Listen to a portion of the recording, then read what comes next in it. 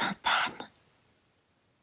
J'ai une cicatrice derrière mon oreille gauche, un souvenir que m'a laissé Hector, le chat de ma tante.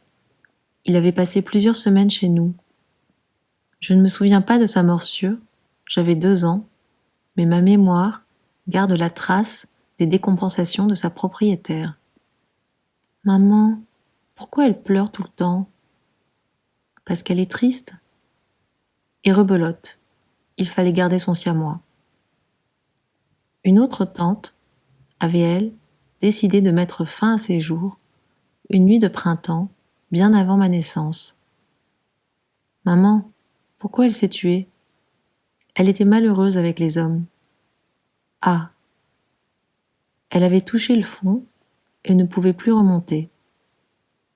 Il y en a eu d'autres, des figures désespérées, fêlées, abîmées, abandonnées. Ces femmes m'intriguaient. Leur vie tragique ne m'effrayait pas. Au contraire, je me disais qu'il me fallait moi aussi aller explorer les abysses. Alors Isabelle m'a hypnotisée, son air paumé et surtout ses rôles étranges, obsessionnels. À l'époque, jouer les femmes morbides et excentriques me semblait être une alternative honorable au rôle qu'on me proposait.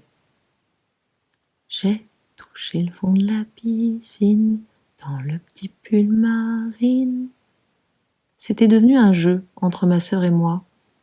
Je passais mon temps à réinventer les paroles de la chanson en lui promettant que cette fois-ci, c'était vraiment la bonne version. Elle faisait mine de me croire et je recommençais inlassablement. C'était aussi une façon de me promettre de garder les clés du destin, de ne pas terminer comme Isabelle et les autres au fond du bassin.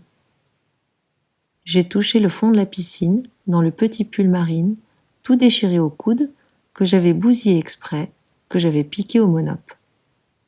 Y a pas qu'au fond de la cuisine que mon cerveau travaille, tu l'avais pas remarqué sans qu'il y ait un effort, et t'avais rien pigé, alors j'ai tout foutu en l'air. Ma sœur a fini par me dire « Tu me saoules avec cette chanson ». J'ai cessé de boire la tasse et je suis remontée à la surface.